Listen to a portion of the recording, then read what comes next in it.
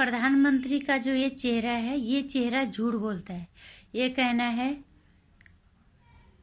खबीज कुमार जिनका नाम खबीज कुमार, बकैत कुमार, पता नहीं क्या क्या उनका नाम है। उनका कहना है जो ये चेहरा है प्रधानमंत्री का, झूठ बोलता है। और मैं अगर कभी मिलेंगे तो मैं एक सवाल ये पूछूंगा कि तुम झूठ क्यों बोलते हो, जबकि मोदी जी को हर बार खुद को साबित करने की जरूरत नहीं है। वो अपने आप ही वक्त पे पता चल जाता है कि वो सच्चे हैं या वो झूठे हैं। नमस्कार, स्वागत है आपका मेरे चैनल नंदिनी जी में। मैं हूँ नंदिनी। हम कोई पत्रकार भी नहीं है, हम कोई राजनेता भी नहीं है, बस एक आम नागरिक होने के नाते जो हम समझ पाते हैं, जो हम देख पाते हैं, वही हम बताने की कोशिश करते हैं अपनी वीडियोज़ के माध्यम से। रवीश कुमार जी का कहना है, लोग उन्हें खबीज कुमार, बकैत कुमार, बहुत सारे पता नहीं और भी बहुत सारे नामों से पुकारते हैं, लेकिन उनका कहना है कि प्रधानमंत्री का ये चेहरा झूठ बोलता है। और हर कई दफ़े ये गलत साबित हुआ है वो कि और मोदी जी को खुद को साबित करने की जरूरत नहीं है, खासकर जबकि बाहर के मुल्कों से हमारे यहाँ पे किसी भी तरह का अतिक्रमण होता है या किसी भी तरह का कोई विवाद होता है, चाहे वो पाकिस्तान हो, चाहे वो हाल में चीन के साथ हुआ विवाद हो। जब सर्जिकल स्ट्राइक की थी एयर इंडिया ने, तो उसके बाद भी सिद्धू जैसे कई लोगों ने बोला, या दिल्ली के जो मालिक है इन्होंने भी बोला कि वो क्या पेड़ गिराने गए थे वहाँ, वो सबूत मांगने लग गए थे कि आज तक जो तुमने एयर स्ट्राइक किया उसका सबूत दो। मेरे सबसे बड़ी बात मेरी ये है कि चलो मोदी जी तो नेता हैं, राजनेताओं पे ऊपर नीचे का इल्ज़ाम चलते रहता है। तुम कभी उन पे इल्ज़ाम लगा दो, कभी उनकी तारीफ कर दो, चाहे तुम उनके धुर विरोधी ही हो, लेकिन हमारे देश की सेना का अपमान करने का अधिकार क्या एक पत्रकार को है? एक सेना की, उसके पराक्रम की, उसके शौर्य की, उसकी देशभक्ति पे शंका, ये कितना शर्मनाक है। ये रवीश कुमार जैसे, खबीज कुमार जैसे पत्रकारों को समझ में आएगा? चीन के साथ जो विवाद अभी हुआ है वहाँ पे, अब जब चीन ने खुद स्वीकारा कि हाँ हमारे यहाँ हमारे 40-45 हमारे सैनिक मारे गए थे, तब इनके मुंह पे कालिक पुती थी। क्या इस पे इन्होंने डिबेट किया? क्या इस पे इस खबीज कुमार ने 9 बजे रात के माइक लेके प्राइम टाइम किया? एयर स्ट्राइक के पे सवाल उठाए, सबूत मांगे, बहुत कुछ हुआ, लेकिन मोदी जी ने कभी कुछ नहीं बोला, खामोश रहे। 2019 का चुनाव भी जीता, उसके बाद इमरान खान ने अपने संसद में इस चीज़ को स्वीकारा था कि हाँ यहाँ पे आतंकी, हम यहाँ पे एयर स्ट्राइक हुई थी, उन्होंने अपने संसद में इस चीज़ को स्वीकारा था। लेकिन इस देश के पत्रकार जो अपने आप को बहुत जिसको गोदी मीडिया कहते हैं, चलो वो तो गोदी मीडिया ही है, तुम जो ईमानदार पत्रकार अपने आप को कहते हो, इसको ईमानदार पत्रकारिता कहते हैं, इसे पारदर्शी ईमानदार पत्रकारिता कहते हैं? तुम अपने देश के पत्रकार होते हुए दुश्मन देशों के साथ खड़े हुए नजर आते हो हमें, ऐसा क्यों? पहले तो पत्रकार का राजनीति से कोई लेना देना नहीं है। पत्रकार सही को सही बताए, गलत को गलत बताए। सरकार ने अच्छा काम किया तो तारीफ करे, अगर सरकार ने गलत काम किया तो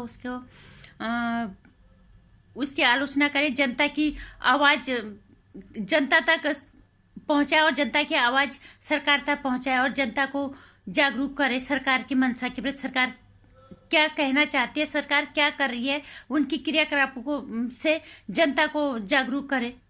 लेकिन ये पत्रकार ऐसे नहीं है। ये पत्रकारिता का सिर्फ एक ही चाहिए, सिर्फ विरोध करना जानते हैं।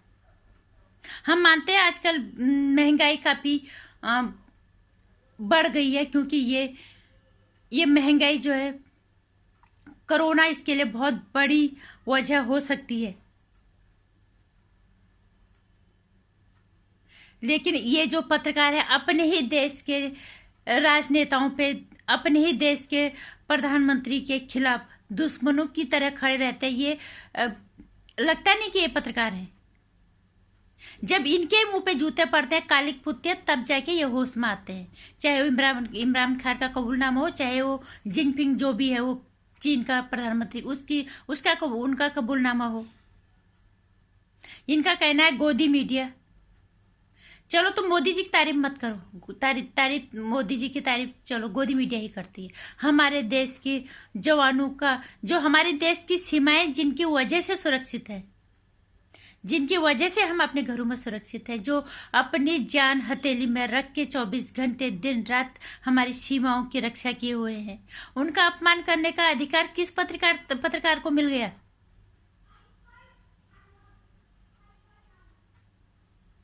क्या इस पे कभी इन पत्रकारों से कोई इस तरह के सवाल करेगा? एयर स्ट्राइक पे ये सवाल उठाते हैं, वहां पे भी हमारे एयर इंडिया के फौज ने जाके वहां पे एयर स्ट्राइक की, उन्होंने स्वीकारा। हमारे देश की सेना, हमारे देश के आर्मी का अपमान, उनके शौर्य का अपमान, ये पत्रकारिता का स्तर है? ये अपने आप को ईमानदार पत्रकार कहते हैं?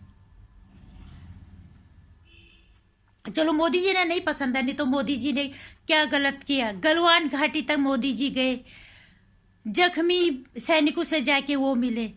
70 साल की उम्र में मोदी जी जब इतने कम टेम्परेचर में, वहां पे एक स्वस्थ आदमी को तक 3 दिन से तक बाहर जाने की इजाजत नहीं होती, वो वहां पे गए। वो सीधे यहाँ से जाने के बाद वो रुके नहीं, सीधे वहां गलवान घाटी में गए, उन्होंने सीधे ललकारा चीन की विस्तारवादी नीति को, उन्होंने सीधे सीधे चुनौती दी। और हमारे देश के जो पत्रकार हैं, ये जो दलाल पत्रकार हैं, ये तब ये कहने लग गए कि जब मोहब्बत ज्यादा गहरा जाती है, दुश्मनाई ज्यादा गहराई जाती है, तो कोई किसी का नाम नहीं लेता। इन पत्रकारों को समझ में इनको भी आ गया था, लेकिन ये जान के अनजाने बन रहे थे, क्योंकि ये किसी खास पार्टी की दलाली कर रही है, पत्रकारिता नहीं कर रहे। नीति जिनको चुनौती दी, जिनको संकेत दिया, वो समझ गए। वो इसी चीन का कुछ टाइप उनकी प्रतिक्रिया आती है कि इस तरह की चुनौती सही नहीं है, वो समझ गए। यहाँ के पत्रकार नहीं समझे। क्यों समझे? क्योंकि इन्हें जानबूझ के मोदी जी का विरोध करना है, अच्छे कामों में भी। लेकिन मोदी जी हर बार खामोश रहते हैं, कितनी गालियां देते हैं, अच्छे कामों के बावजूद भी उन्हें गालियां पड़ती हैं। चलो तुम मोदी जी का विरोध कर लो, कोई दिक्कत नहीं है, लेकिन हमारे देश की सेना का अपमान करने का अधिकार इन दलाल तरह के पत्रकारों को किसने दे दिया? इन दलाल पत्रकारों पे कौन नकेल कसेगा?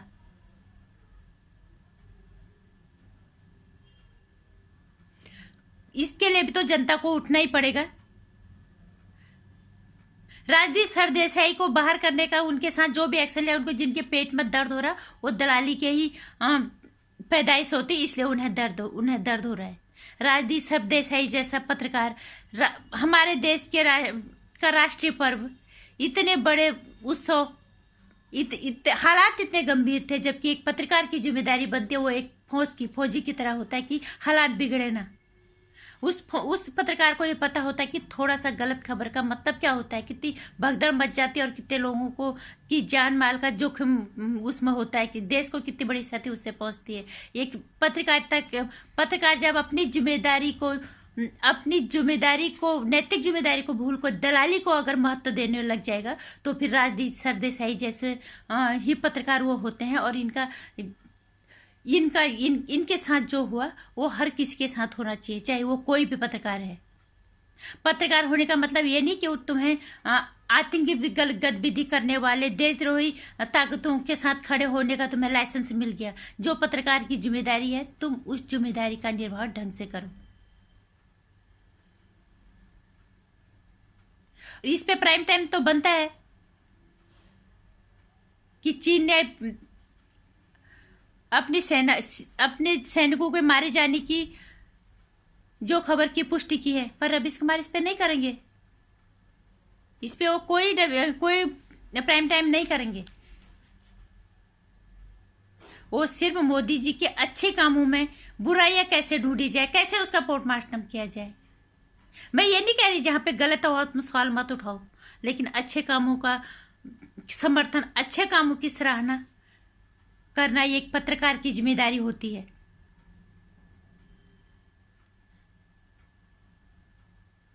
लेकिन हमारे देश का पत्रकार, हमें नहीं पता है, जिन्हें ये गोदी मीडिया कहते हैं, वो सही है या इस तरह के पत्रकार सही है। अब इनको समझ पाना बहुत मुश्किल हो गया, और इसके लिए मैं यही कहूंगी कि आम आदमी को जागना पड़ेगा। सही और गलत की परख हमें खुद से करनी पड़ेगी, तभी ये देश बच पाएगा। क्योंकि देश का लोकतंत्र का ये जो चौथा खंबा है ना, जो स्तंभ है, ये चीर शीर्ण हो चुका है बहुत बुरी तरह से। ये सिर्फ बदले की भावना लेने पे आ गया, जबकि इसका ऐसा कोई लेना देना नहीं है कहीं से भी। लेकिन ये अब दलाली पे उतर आए, और दलाली का अंजाम क्या होता है, उसका परिणाम क्या होता है, ये सबको पता है। नमस्कार। इस तरह के पत्रकारों से तो अब भगवान ही बचाए हमारे देश को, लेकिन हम भगवान के भरोसे भी नहीं छोड़ सकते। लेकिन एक आम आदमी को, एक आम नागरिक को, जिम्मेदार नागरिक होने की जिम्मेदारी निभानी पड़ेगी।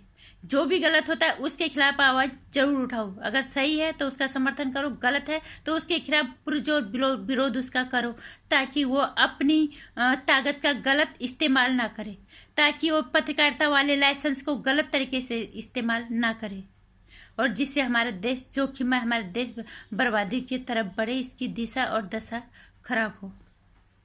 नमस्कार। वीडियो को शेयर कर देना, लाइक कर देना, चैनल को सब्सक्राइब कर लेना। नमस्कार।